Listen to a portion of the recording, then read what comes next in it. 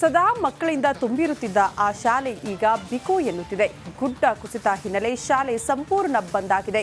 ಶಿಕ್ಷಕಿಯರು ಕಣ್ಣೀರು ಹಾಕುತ್ತಾ ಶಾಲೆ ತೊರೆಯಬೇಕಾದ ಅನಿವಾರ್ಯ ಸ್ಥಿತಿ ಎದುರಾಗ್ಬಿಟ್ಟಿದೆ. ಯಾಕೆ ಗೊತ್ತಾ? ಈ ಸ್ಟೋರಿ ನೋಡಿ. ಕೊಡಗು ಜಿಲ್ಲೆಯಲ್ಲಿ ಇತ್ತೀಚೆಗೆ ಸುರಿದಂಥ ಭಾರೀ ಮಳೆಗೆ ಕೊಯನಾಡು ಶಾಲೆ ಒಂದು ಸಂಪೂರ್ಣವಾಗಿ ಕುಸಿತಗೊಳಗಾಗಿತ್ತು. ಅಂದರೆ ಹಿಂಭಾಗದಲ್ಲಿ ಗುಡ್ಡ ಕುಸಿತ, ಶಾಲೆ ಮೇಲೆ ಗುಡ್ಡ ಕುಸಿತವಾಗಿರುವಂಥದ್ದು. ಈ ಸಂದರ್ಭ ಮಕ್ಕಳಿಗೆ ರಜೆ ಇದ್ದ ಕಾರಣ ಯಾವುದೇ ಅನಾಹುತ ಸಂಭವಿಸಿಲ್ಲ. ಅಂದರೆ ಈಗ ಸಂಪೂರ್ಣವಾಗಿ ಆ ಶಾಲೆಯನ್ನು ಬಂದ್ ಮಾಡಲಾಗಿದೆ.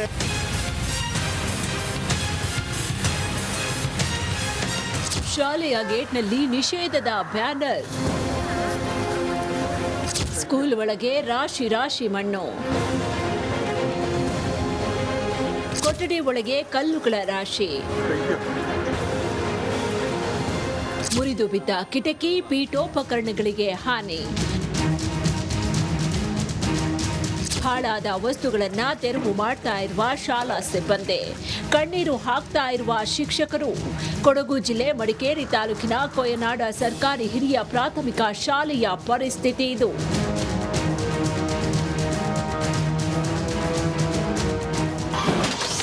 ಕೊಡಗಿನ ಕೊಯನಾಡು ಸರ್ಕಾರಿ ಶಾಲೆ ಬಂದ್.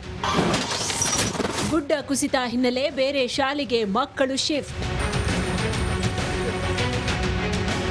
ಜುಲೈ 15ರಂದು ಸುರಿದ ರಣಭೀಕರ ಮಳೆಗೆ ಈ ಶಾಲೆ ಮೇಲೆ ಗುಡ್ಡ ಕುಸಿತವಾಗಿ ಕೊಠಡಿಗಳಲ್ಲಿ ಮಣ್ಣು ತುಂಬಿಕೊಂಡಿದೆ. ತರಗತಿ ಒಳಗೆ ಅಂತರ್ಜಲದ ನೀರು ಚಿಮ್ತಾ ಇದೆ. ಈ ಶಾಲೆಯ ಬಳಿ 2022ರಲ್ಲೂ ಭೂ ಕುಸಿತವಾಗಿತ್ತು. ಇದೀಗ 2ನೇ ಬಾರಿ ಗುಡ್ಡ ಕುಸಿದಿದ್ದು ಕಟ್ಟಡ ಸಂಪೂರ್ಣವಾಗಿ ಧ್ವಂಸವಾಗಿದೆ. ವಿದ್ಯಾರ್ಥಿಗಳ ಹಿತದೃಷ್ಟಿಯಿಂದ ಈ ಶಾಲೆ ಬಂದ್ ಮಾಡಲಾಗಿದೆ. ಇಲ್ಲಿ ಓದ್ತಾ ಇದ್ದ ಸುಮಾರು 80ಕ್ಕೂ ಹೆಚ್ಚು ವಿದ್ಯಾರ್ಥಿಗಳಿಗೆ ಸಂಪಾಜೆ ಸರ್ಕಾರಿ ಶಾಲೆಯಲ್ಲಿ ಶಿಕ್ಷಣ ನೀಡಲಾಗ್ತಾ ಇದೆ. ಶಾಲೆ ಮೊನ್ನೆ ಬರ ಕುಸಿತ ಬಂದ ತಕ್ಷಣದಲ್ಲಿ ನಮಗೆ 3 ತಿಂಗಳಿಗೆ ಶಾಸಕರು ಬಂದು ವಿಸಿಟ್ ಮಾಡಿದ್ದಾರೆ. 3 ತಿಂಗಳ ಅವಧಿಗೆ ನಮ್ಮ ಸಂಪಾಜೆ ಶಾಲೆಗೆ ಶಿಫ್ಟ್ ಮಾಡಿ ಮಕ್ಕಳನ್ನು ಆಮೇಲೆ ನೋಡುವ ಅಂತ ಪರ್ಯಾಯ ಜಾಗ ಕಂಡುಬಿಟ್ಟು ಬಿಲ್ಡಿಂಗ್ ಕಟ್ಟಿ ಶಾಲೆ ಪುನಃ ಇಲ್ಲಿ ರೆಡಿ ಮಾಡುವಂತ ಹೇಳಿದ್ದಾರೆ. ಪರ್ಯಾಯ ಜಾಗ ತೆಗೆದ ಮೇಲೆ, ಸಿಕ್ಕಿದ ಮೇಲೆ ಆಮೇಲೆ 3 ತಿಂಗಳಿಗೆ ಹೋಗೋ ಸಂಪಾಜೆ ಶಾಲೆಗೆ ನಾವು ಶಿಫ್ಟ್ ಮಾಡ್ತಾ ಇದ್ದೀವಿ. ಈ ಜಾಗ ಶಾಲೆ ನಡೆಸೋದಕ್ಕೆ ಯೋಗ್ಯ ಅಲ್ಲ ಅನ್ನೋ ವರದಿಯನ್ನ ಭೂ ವಿಜ್ಞಾನಿಗಳು ನೀಡಿದ್ದಾರಂತೆ. ಬೇರೆ ಕಡೆ ಜಾಗ ಹುಡುಕಿ ಶಾಲೆ ಕಟ್ಟಡ ನಿರ್ಮಿಸಬೇಕಾದ ಅನಿವಾರ್ಯತೆ ಇದೆ. ಅಲ್ಲಿವರೆಗೂ ವಿದ್ಯಾರ್ಥಿಗಳು ಸಂಪಾಜೆ ಶಾಲೆಗೆ ತೆರಳುವುದಕ್ಕೆ ವಾಹನದ ವ್ಯವಸ್ಥೆ ಕಲ್ಪಿಸುವ ಬಗ್ಗೆ ಚಿಂತನೆ ನಡೆಸಲಾಗಿದೆ. ಪ್ರಾಥಮಿಕ ಶಾಲೆ ಆಗಿರ್ಬೋದು, ಯಾವುದೇ ಶಾಲೆಗಳಾಗಿರ್ಬೋದು ಮುಚ್ಚಬಾರದು. ಆದರೆ ಪ್ರಕೃತಿ ವಿಕೋಪದಿಂದಾಗಿ ಒಂದು ಮುಚ್ಚುವಂತಹ ಕೆಟ್ಟ ಪರಿಸ್ಥಿತಿಯಲ್ಲಿ ನಾವೆಲ್ಲರೂ ಇದ್ದೇವೆ. ಮಣ್ಣಿನ ಪೀಸು ಪ್ಲಸ್ ಮರಗಳು ಒಟ್ಟಿಗೆ ಬಿದ್ದವು. ಒಟ್ಟಿಗೆ ಬಿದ್ದಾಗುವಾಗ ಪೂರ್ತಿ ಈ ಕಟ್ಟಡದ ಉದ್ದಕ್ಕೆ ಡ್ಯಾಮೇಜ್ ಆಯಿತು. ಪೂರ್ತಿ ಗೋಡೆಯನ್ನು ತಳ್ಳಿಕೊಂಡು ಆ ಮಣ್ಣು ಫುಲ್ಲು ಕೋಣೆಗಳನ್ನು ಆಕ್ರಮಿಸಿಕೊಂಡಿತ್ತು. ಇನ್ನು ಪೋಷಕರು ಕೊಯನಾಡಿನಲ್ಲಿರುವ ನಮ್ಮ ಮಕ್ಕಳಿಗೆ ಶಾಲೆ ನಿರ್ಮಾಣ ಮಾಡುವಂತೆ ಒತ್ತಾಯಿಸಿದ್ದಾರೆ. ಆದಷ್ಟು ಬೇಗ ನೂತನ ಶಾಲಾ ಕಟ್ಟಡ ನಿರ್ಮಾಣ ಆಗಲಿ ಅನ್ನೋದು ನಮ್ಮ ಆಶಯ. ಬೇರೆ ಜಾಗದಲ್ಲಿ ಬೇರೆ ಕಟ್ಟಡವನ್ನು ನಿರ್ಮಾಣ ಮಾಡಿ ಮಕ್ಕಳಿಗೆ ಬೇರೆ ಶಾಲೆಯನ್ನು ಕಟ್ಟಬೇಕಾಗುತ್ತೆ. ಸದ್ಯಕ್ಕೆ ಈ ಕೊಯನಾಡು ಸರ್ಕಾರಿ ಹಿರಿಯ ಪ್ರಾಥಮಿಕ ಶಾಲೆ ಇದೆ. ಇದಕ್ಕೆ ಸುಮಾರು 60 ವರ್ಷಕ್ಕೂ ಹೆಚ್ಚಿನ ಇತಿಹಾಸ ಇದೆ. ಈ ಶಾಲೆ ಈಗ ಸದ್ಯಕ್ಕೆ ಸಂಪೂರ್ಣ ಬಂದ್ ಆಗಿದೆ. ಕ್ಯಾಮರಾ ದಿವಾಕರ್ ಜೊತೆ ಅನುಕಾರ್ಯಪ್ಪ, ರಿಪಬ್ಲಿಕ್ ಕನ್ನಡ, ಕೊಡಗು. ಅವರೆಲ್ಲ ನಾಡಿಗೆ ಬೆಳಕು ನೀಡಿ ತಮ್ಮ ಬದುಕನ್ನ ಕತ್ತಲಿನಲ್ಲೇ ಕಳೆಯುತ್ತಿರುವ ಕುಟುಂಬಗಳು. ನಮಗೆ ಬೆಳಕು ನೀಡಿ ಅಂತ ಹೋರಾಟ ಮಾಡಿ ಅಷ್ಟೋ ಇಷ್ಟೋ ಜಮೀನನ್ನ ಸರ್ಕಾರದಿಂದ ಪಡೆದುಕೊಂಡಿದ್ರು. ಆದರೆ ಆ ಜಮೀನಿನ ಮೇಲೆ ಈಗ ಭೂಗಳ್ಳರ ಕಣ್ಣು ಬಿದ್ದಿದೆ. ಈ ಕುರಿತ ರಿಪೋರ್ಟ್ ಇಲ್ಲಿದೆ ನೋಡಿ.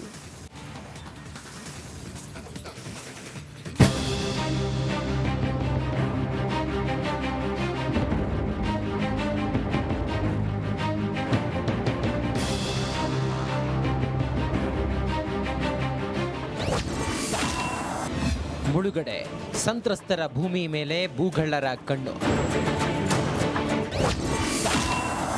ನ್ಯಾಯ ಕೊಡಿಸುವಂತೆ ಜಿಲ್ಲಾಧಿಕಾರಿ ಕಚೇರಿಗೆ ಅಲೆದಾಟ.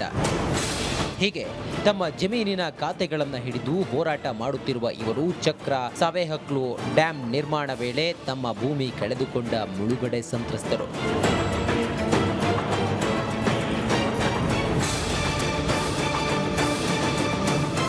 ಶಿವಮೊಗ್ಗ ತಾಲೂಕು ಕಸಬಾ 1ನೇ ಹೋಬಳಿ ಅಗಸವಳ್ಳಿ ಗ್ರಾಮದ ಸರ್ವೆ ನಂಬರ್ 147ರಲ್ಲಿ ಮುಳುಗಡೆ ಸಂತ್ರಸ್ತರಿಗಾಗಿ 1148.30 ಎಕರೆ ಭೂಮಿ ಮೀಸಲಿರಿಸಲಾಗಿದೆ. ಇದರಲ್ಲಿ 470 ಎಕರೆ ಕೃಷಿ ಭೂಮಿಯನ್ನ ಸರ್ಕಾರ ಬೌಂಡರಿ ಗುರುತಿಸಿದೆ. ಬ್ಲಾಕ್ ನಂಬರ್ 1ರಿಂದ 187ರವರೆಗೆ ತಲಾ 2ರಿಂದ 3 ಎಕರೆಯಂತೆ ಮುಳುಗಡೆ ಸಂತ್ರಸ್ತರಿಗೆ ಖಾತೆ ಮಾಡಿ ಹಂಚಲಾಗಿದೆ. ಆದರೆ ಸಂತ್ರಸ್ತರ ಸ್ವಾಧೀನದಲ್ಲಿರುವ ಕೆಲ ಪೋಡಿಯಾ ಆಗಿರುವಂತಹ ಜಮೀನಿನ ಮೇಲೆ ಭೂಗಳ್ಳರ ಕಣ್ಣು ಬಿದ್ದಿದೆ. ಯಾವುದೇ ಖಾತೆ ಪಹಣಿ ದಾಖಲೆ ಇಲ್ಲದೆ ಇರುವಂತಹ ಸಂತ್ರಸ್ತರ ಮೀಸಲು ಜಮೀನಿಗೆ ಅತಿಕ್ರಮಣ ಮಾಡಿ ಲೇಔಟ್ ಮಾಡಲು ಹಾಗೂ ಭೂಮಿ ಕಬಳಿಸಲು ಹುನ್ನಾರ ಮಾಡುತ್ತಿದ್ದಾರೆ ಎನ್ನುವ ಆರೋಪ ಕೇಳಿಬಂದಿದೆ. ಎಲ್ಲ ಕುಟುಂಬಗಳಿಗೂ ತಲಾ 2 ಎಕರೆ ಮತ್ತು 3 ಎಕರೆ, ಅವರು ಹೆಚ್ಚು ಜಮೀನು ಕಳ್ಕೊಂಡವರಿಗೆ 3 ಎಕರೆ, ಕಡಿಮೆ ಜಮೀನು ಕಳ್ಕೊಂಡವರಿಗೆ 2 ಎಕರೆ ಥರ ಹಂಚಿಕೆ ಮಾಡಿರ್ತಾರೆ. ಅದನ್ನು ನಮ್ಮ ಚಕ್ರ ಸಾವಯವ ಮುಳುಗಡೆ ಸಂತ್ರಸ್ತರಿಗೆ ಮೀಸಲಿಟ್ಟಿದ್ದಾರೆ. ಅದರಲ್ಲಿ ನಮ್ಮ ಚಕ್ರ ಸಾವಯವ ಮುಳುಗಡೆ ಸಂತ್ರಸ್ತರಿಗೆ ಅಂತ ವಿಶೇಷವಾಗಿ 400 ಚಿಲ್ಲರೆ ಎಕರೆ ಮೀಸಲಿಟ್ಟಿದ್ದಾರೆ. ಅದರೊಳಗಡೆ ಯಾರೇ ಅತಿಕ್ರಮಣ, ಯಾರದೇ ಬಗರುಕುಮು ಮಾಡೋರಿಗೆ ಅಕ್ರಮ ಪ್ರವೇಶ ಇಲ್ಲ ಅಂತೇಳ್ಬಿಟ್ಟು ಹಿಂಬರ ಕೂಡ ಕೊಟ್ಟಿದ್ದಾರೆ ಈಗಾಗಲೇ. ಈಗ ಪದೇ ಪದೇ ನಮಗೆ ಪೋಡಿಯಾಗಿ ಹದ್ಬಸ್ತಾಗಿರ್ತಕ್ಕಂಥ ಜಮೀನಲ್ಲೇ ಪದೇ ಪದೇ ಇಲ್ಲಿಯ ಏನು ಅಲ್ಲಿ ಅಕ್ರಮವಾಗಿ ಪ್ರವೇಶ ಮಾಡ್ತಾ ಇದ್ದಾರೆ. ದಂಧೆ ಮಾಡಲಿಕ್ಕೋಸ್ಕರವಾಗಿ ಅಲ್ಲಿಯ ಮಣ್ಣನ್ನು ರಾತ್ರಿ ಹೊಡೆಯೋದು. ಇನ್ನು ಜಲಾಶಯ ನಿರ್ಮಾಣಕ್ಕಾಗಿ ತಮ್ಮ ಮೂಲ ಭೂಮಿಯನ್ನ ಕಳೆದುಕೊಂಡ ರೈತರಿಗೆ 1989ರಲ್ಲಿ ಸರ್ಕಾರ ಭೂ ಹಕ್ಕು ನೀಡಿದೆ. ಅಲ್ಲಿಂದ ಇಲ್ಲಿವರೆಗೆ ಸರ್ಕಾರ ನೀಡಿದ 470 ಎಕರೆ ಜಮೀನಲ್ಲಿ ಅನೇಕ ಸಂತ್ರಸ್ತ ಕುಟುಂಬಗಳು ಕೃಷಿ ಮಾಡಿಕೊಂಡು ಬದುಕು ಕಟ್ಟಿಕೊಂಡಿದ್ದಾರೆ. ಇದರ ನಡುವೆ ಕೆಲ ಅಕ್ರಮ ಭೂಗಳ್ಳರು ಸಂತ್ರಸ್ತರ ಭೂಮಿ ಕಬಳಿಸಲು ಹಾಗೂ ಮಣ್ಣು ದೋಚಲು ಯತ್ನಿಸುತ್ತಿದ್ದು, ಚಕ್ರ ಮತ್ತು ಸಾವೇಹಕ್ಲು ಸಂತ್ರಸ್ತರಿಗೆ ಈಗ ಮತ್ತೊಂದು ಆತಂಕ ಎದುರಾಗಿದೆ. ಆಸ್ತಿ ಕಳ್ಕೊಂಡಿದ್ವಿ. ಅದಕ್ಕೆ ಪರಿಹಾರವಾಗಿ ಅಗಸವಳ್ಳಿ ಸರ್ವೆ ನಂಬರು ಶಿವಮೊಗ್ಗ ತಾಲೂಕು 167ರಲ್ಲಿ 2 ಎಕರೆ ಜಮೀನು ಕೊಟ್ಟಿದ್ದಾರೆ. ಈ ಸಂಬಂಧವಾಗಿ ನಾವು ಇಲ್ಲಿ ಉಳುಮೆ ಮಾಡ್ತಾ ಇರ್ತೀವಿ. ನಮಗೆ ಲೇಔಟ್ ಇಲ್ಲಿ ಜಮೀನು ಕೊಟ್ಟಿರೋದು, ಇಲ್ಲಿ ಮನೆ ಕೊಟ್ಟಿರೋದು ಹಾಯ್ಬೇಡ ಅಂತೇಳಿ. ಅಲ್ಲಿಂದ ಇಲ್ಲಿಗೆ 6 ಕಿಲೋಮೀಟರ್ 7 ಕಿಲೋಮೀಟರ್ ಡಿಫ್ರೆನ್ಸ್ ಇರುತ್ತೆ. ನಾವು ಅಲ್ಲಿಂದ ಬರೋದ್ರೊಳಗಾಗಿ ರಾತ್ರಿ ಇಲ್ಲಿ ಮಣ್ಣು ತೆಗೆಯುವಂಥ ಕಾರ್ಯಕ್ರಮಗಳು, ಮಣ್ಣನ್ನು ತೆಗೆದು ಮಾರಾಟ ಮಾಡೋದು, ಇದಕ್ಕೆ ಅದು ನಿರಂತರವಾಗಿ ನಮ್ಮ ಮೇಲೆ ದೌರ್ಜನ್ಯ ಆಗ್ತಿದೆ. ನಾಡಿಗೆ ಬೆಳಕು ನೀಡಲು ತಮ್ಮ ಮೂಲ ಬದುಕು ಭೂಮಿ ಬಿಟ್ಟುಕೊಟ್ಟು ಮತ್ತೊಂದು ಕಡೆ ಬದುಕು ಕಟ್ಟಿಕೊಂಡ 10 ಕುಟುಂಬಗಳಿಗೆ ತಲೆನೋವಾಗಿದೆ. ಭೂಗಳ್ಳರ ವಿರುದ್ಧ ಜಿಲ್ಲಾಡಳಿತ ಕ್ರಮ ಕೈಗೊಂಡು ಸಂತ್ರಸ್ತರಿಗೆ ನ್ಯಾಯ ಕೊಡಿಸಲಿ ಎಂಬುದೇ ನಮ್ಮ ಆಶಯ. ಭೀಮಾ ನಾಯ್ಕ, ರಿಪಬ್ಲಿಕ್ ಕನ್ನಡ, ಶಿವಮೊಗ್ಗ. ರಾಜ್ಯದಲ್ಲಿ ಮಳೆರಾಯ ಅಬ್ಬರಿಸಿ ಬೊಬ್ಬಿರಿಯುತ್ತಿದ್ದಾನೆ. ಬಹುತೇಕ ಜಲಾಶಯಗಳು ಭರ್ತಿಯಾಗಿದೆ. ಆದರೂ ಕುಡಿಯುವ ನೀರಿಗಾಗಿ ಹಾಹಾಕಾರ ಉಂಟಾಗ್ಬಿಟ್ಟಿದೆ.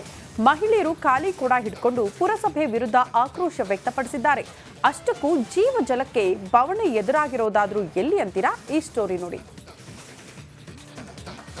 ಗದಗ ಜಿಲ್ಲೆಯ ಲಕ್ಷ್ಮೇಶ್ವರ ಪಟ್ಟಣದಲ್ಲಿ ಕುಡಿಯುವ ನೀರಿಗಾಗಿ ಹಾಹಾಕಾರ ಉಂಟಾಗಿದೆ. ಕಳೆದ 1 ತಿಂಗಳಿಂದಲೂ ಕೂಡ ಕುಡಿಯುವ ನೀರು ಬಿಟ್ಟಿಲ್ಲ ಅಂತೇಳಿ ಇಲ್ಲಿಯ ಮಹಿಳೆಯರು ಆಕ್ರೋಶ ವ್ಯಕ್ತಪಡಿಸ್ತಾ ಇದ್ದಾರೆ.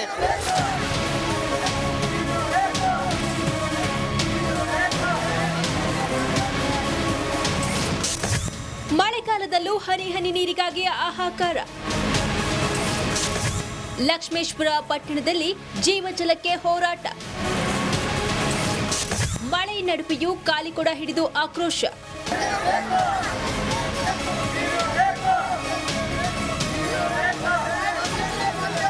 ಜಿಟಿ ಮಳೆಯಲ್ಲಿ ಕಾಲಿಕೊಡ ಹಿಡಿದು ಮಹಿಳೆಯರ ಹೋರಾಟ. ಕಳೆದ 1 ತಿಂಗಳಿನಿಂದ ನೀರು ಬಂದಿಲ್ಲವೆಂದು ಕಿಡಿ. ಅಂದಹಾಗೆ ಗದಗ ಜಿಲ್ಲೆಯ ಲಕ್ಷ್ಮೇಶ್ವರ ಪಟ್ಟಣದಲ್ಲಿ ಮಳೆಗಾಲದಲ್ಲೂ ಜೀವಜಲಕ್ಕೆ ಹಾಹಾಕಾರ ಶುರುವಾಗಿದೆ. ಲಕ್ಷ್ಮೇಶ್ವರ ಪಟ್ಟಣದ ಹಳ್ಳದ ಕೆರೆ ಓಣಿಯಲ್ಲಿ ಹನಿ ಹನಿ ನೀರಿಗೆ ಜನ ಪರದಾಡ್ತಿದ್ದಾರೆ. ಕುಡಿಯುವ ನೀರು ಬಿಡುವಂತೆ ಕೇಳಿದ್ರೆ ಪೈಪ್ ಒಡೆದು ಹೋಗಿದೆ, ವಿದ್ಯುತ್ ಇಲ್ಲವೆಂದು ಕುಂಟು ನೆಪ ಹೇಳ್ತಾ ಇದ್ದಾರಂತೆ.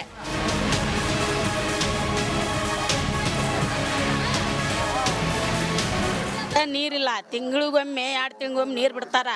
ನೀರು ಬಿಡ್ರಿ ಅಂದ್ರೆ ಪೈಪ್ ಹೊಡೆದಾರ ಅಂತ, ಪೈಪ್ ಹೊಡೆದವು ಅಂತಾರ. ನೀರಿಲ್ಲ ಹೊಳ್ಯಾಗ ಅಂತಾರ. ಕರೆಂಟ್ ಇಲ್ಲ, ಕೆಟ್ಟೈತಿ ಅಂತಾರ. ಮತ್ತೆಲ್ಲರೂ ನೆಂಬರ್ ಗುಡ್ರ ಅವ್ರೆಲ್ಲರೂ ಸತ್ಗಿತ್ರೇನ್ರಿ? ಹಂಗಾರ ಅದಾರ ನಿಲ್ಲ? ಅಧಿಕಾರಿಗಳು ಅದಾರ ಇಲ್ಲ? ತುಂಬಿದ್ರೆ ನೀರು ತುಂಬೈತಿ, ನೀರಿಲ್ಲ ಅಂತಾರಲ್ಲ. ತಿಂಗಳಿಗಟ್ಲೆ ನೀರು ಬಿಡಂಗಿಲ್ಲ. ಯಾಕೆ ಬಿಡಂಗಿಲ್ಲ ನೀರು? ಬಿಲ್ ಕಟ್ಟು ಅಂತ ಬರ್ತಾರ. ಬಿಲ್ ಕಟ್ಟಂಗಿಲ್ಲ ಅಂದ್ರೆ ನಾಳೆ ಬಂದ್ ಮಾಡ್ತಾರ. ಮತ್ತು ನಾವು ಎಲ್ಲಿ ಹೋಗ್ಬೇಕು ಹೇಳ್ರಿ? ಹಂಗಾರ ಬಡವ್ರು ನೀವು ಅಲ್ಲಿ ಕುಂತು ಹೇಳ್ತೀರಿ, ಬರ್ಬೇಕ್ರಿ, ನೋಡ್ರಿ ಅಡ್ಡಾಡಿಲ್ಲ ನೀರಿನ ಪರಿಸ್ಥಿತಿನ, ನಿಮ್ಗೆ ಅರ್ಥ ಆಕತಿ. ಮಲೆನಾಡು ಭಾಗದಲ್ಲಿ ವರುಣ ಅಬ್ಬರಿಸಿ ಬೊಬ್ಬೆರಿಯುತ್ತಿದ್ದಾನೆ. ತುಂಗಭದ್ರಾ ನದಿ ಕೂಡ ಉಕ್ಕಿ ಹರಿಯುತ್ತಿದೆ. ಮುಂಡರಗಿ ತಾಲೂಕಿನ ಸಿಂಗಟಾಲೂರು ಬ್ಯಾರೇಜ್ ಭರ್ತಿಯಾಗಿದ್ದು ಅಪಾರ ಪ್ರಮಾಣದ ನೀರು ಹರಿಬಿಡಲಾಗ್ತಿದೆ. ಜನಪ್ರತಿನಿಧಿಗಳು ಮನೆಯಲ್ಲಿ ಫಿಲ್ಟರ್ ನೀರು ಕುಡಿಯುತ್ತಾರೆ. ನಾವು ಅವರನ್ನ ಆಯ್ಕೆ ಮಾಡಿ ಕಳಿಸಿದ ನಾವು ಹೊಲಸು ನೀರು ಕುಡಿಯುವ ಸ್ಥಿತಿ ನಿರ್ಮಾಣವಾಗಿದೆ ಅಂತ ಸ್ಥಳೀಯರು ಆಕ್ರೋಶವನ್ನ ವ್ಯಕ್ತಪಡಿಸಿದ್ದಾರೆ.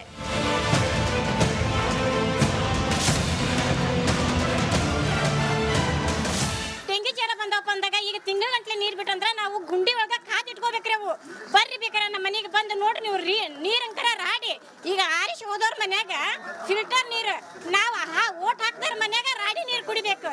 ಇದು ಯಾವ ನ್ಯಾಯ? ನಮ್ಮ ನ್ಯಾಯ ಬೇಕು ಅಂತ ನಾವು ಕೇಳಕೊಂತೀವಿ. ತುಂಗಭದ್ರಾ ನದಿಯಲ್ಲಿ ಸಾಕಷ್ಟು ನೀರು ಇದ್ರೂ ಲಕ್ಷ್ಮೇಶ್ವರ ಪಟ್ಟಣದ ಜನರು ನೀರಿನ ಬವಣೆ ಎದುರಿಸುತ್ತಿದ್ದಾರೆ. ಶಾಸಕ ಡಾಕ್ಟರ್ ಚಂದ್ರು ಲಮಾಣಿ ಹಾಗೂ ಪುರಸಭೆ ವಿರುದ್ಧ ಜನರು ಆಕ್ರೋಶವನ್ನ ವ್ಯಕ್ತಪಡಿಸಿದ್ದಾರೆ. ಇನ್ನಾದರೂ ಜನಪ್ರತಿನಿಧಿಗಳು ಹಾಗೂ ಅಧಿಕಾರಿಗಳು ಎಚ್ಚೆತ್ತುಕೊಂಡು ಕುಡಿಯುವ ನೀರಿನ ಸಮಸ್ಯೆಯನ್ನು ಬಗೆಹರಿಸಬೇಕಿದೆ.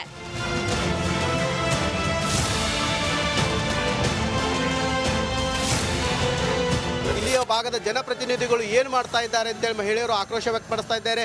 ಇನ್ನೊಂದು ಕಡೆ ಜಲಾಶಯದಲ್ಲಿ ಸಾಕಷ್ಟು ನೀರಿದ್ರೂ ಕೂಡ ಲಕ್ಷ್ಮೇಶ್ವರ ಪಟ್ಟಣದ 23 ವಾರ್ಡ್ಗಳಲ್ಲಿ ಕೂಡ ಕುಡಿಯುವ ನೀರಿನ ಸಮಸ್ಯೆ ಎದುರಾಗ್ತಾ ಇದೆ.